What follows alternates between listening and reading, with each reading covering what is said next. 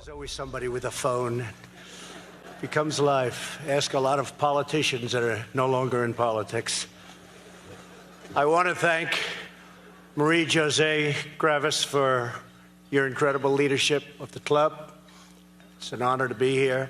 It is wonderful also to be back in New York with so many friends and distinguished leaders, business and finance, academia, and I have to add, in real estate. All my real estate friends are here.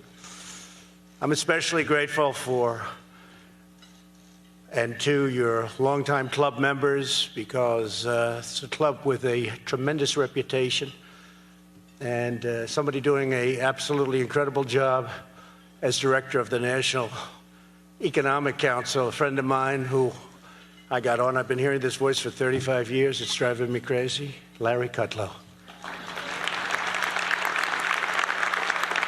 Always calm, always cool, and he's just Larry. And he's terrific, I'll tell you that. 3 years ago, I came to speak before this storied forum as a candidate for president. And at that time, America was stuck in a failed recovery and saddled with a bleak economic future. And it was bleak. Under the last administration, nearly 200,000 manufacturing jobs had been lost.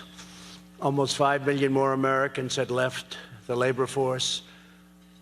And jobs were not exactly what you would call plentiful. And 10 million people had been added to the food stamp rolls. In 2016, the Department of Labor predicted that Americans would continue dropping out of the workforce in record numbers. They predicted and projected a decade of sluggish growth, and they expected unemployment over 5%, and really 6, 7, and even in some cases 8% for years to come. The so-called experts said the America had no choice but to accept stagnation, decay, and a shrinking middle class as the new normal. That was said all the time. In short, the American people were told to sit back and accept a slow, inevitable decline. But I never believed for one moment that our magnificent nation was destined for a diminished future. I knew that our destiny was in our own hands, that we could choose to reject a future of America and really look at a future of American decline unacceptable, and to build a future of American dominance, which is what I wanted. It couldn't be any other way, or I would have never done this. I refused to accept that Americans had to lower their expectations or give up on their dreams.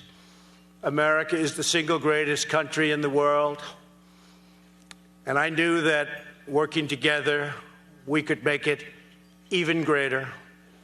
In 2016, I stood before you, supremely confident in what our people could achieve if government stopped punishing American workers and started promoting American workers and American companies.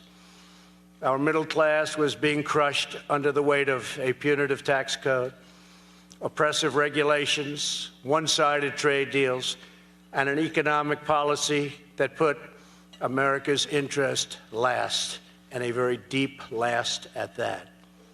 I knew that if we lifted these burdens from our economy and unleashed our people to pursue their ambitions and realize their limitless potential, then economic prosperity would come thundering back to our country at a record speed. That's what's happening.